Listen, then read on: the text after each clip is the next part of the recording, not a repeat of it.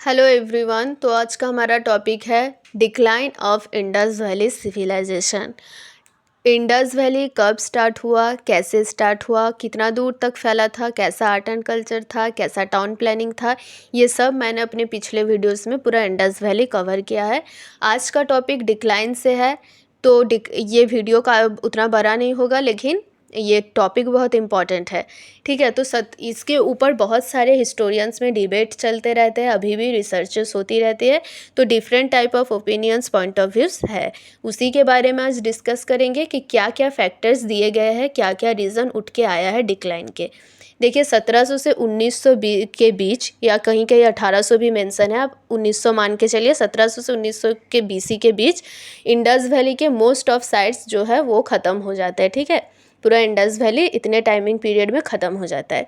तो इसके जो सबसे कॉमन रीज़न, जो सबसे ज़्यादा उठ के आया, वो पहले माना गया फ्लड्स को।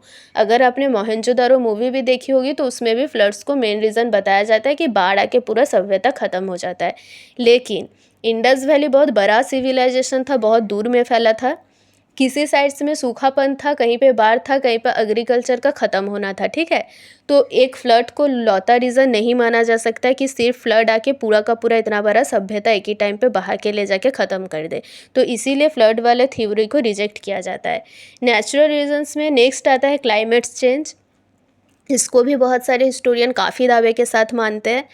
लेकिन क्लाइमेट चेंज क्यों हुआ था? क्योंकि हड़प्पन का जो आपने टाउन प्लानिंग पढ़ा होगा काफ़ी एडवांस था, पढ़ा था मतलब वीडियो में आपने देखा होगा। तो हड़प्पन का जो टाउन प्लानिंग इतना एडवांस था, इसीलिए वो लोग जो सिटी को और ज़्यादा डेवलप करने के लिए तेज़ी से पेड़ काटना स्टार्ट कर रहे थे। अब तेज़ी से पेड़ काटने की वजह से बारिश कम हो रही थी, और बारिश कम होने की वजह से बहुत सारा जो हड़प्पा का साइट था वो सूखा पड़ने लगा, और ऐसे धीरे धीरे पूरा सिविलाइजेशन ख़त्म हो गया।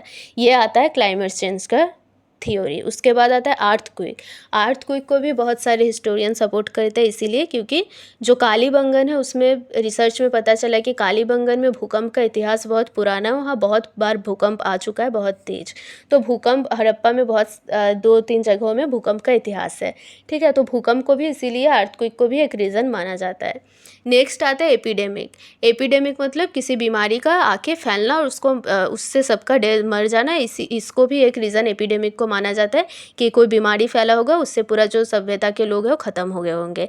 देखिए जैसे कोरोना लेकिन एपिडेमिक नहीं था, पैंडमिक था। एपिडेमिक मतलब किसी देश तक, किसी एक पर्टिकुलर स्पेस तक फैल के रह जाना। ठीक है, उसको एपिडेमिक बोलते हैं। लेकिन कोरोना पूरा वर्ल्ड को जकड़ लिया था, इसलिए वो पैंडमिक है। तो यहाँ पे एपिडेमिक मेंशन किया गया है। तो नेचुरल रीजंस में हम लोग देखेंगे फ्लड्स एक रीज़न है, क्लाइमेट चेंज, अर्थक्वेक, एपिडेमिक, ये सब एक रीज़न दिया गया है। ठीक है, नेक्स्ट आता है आर्यन इन्वेशन, जिसको बहुत सारे हिस्टोरियन ने सपोर्ट किया है, और बहुत सारे हिस्टोरियंस का इन्वेशन, आर्यन इन्वेशन पर बहुत जोर है कि ये एक रीज़न हो सकता है।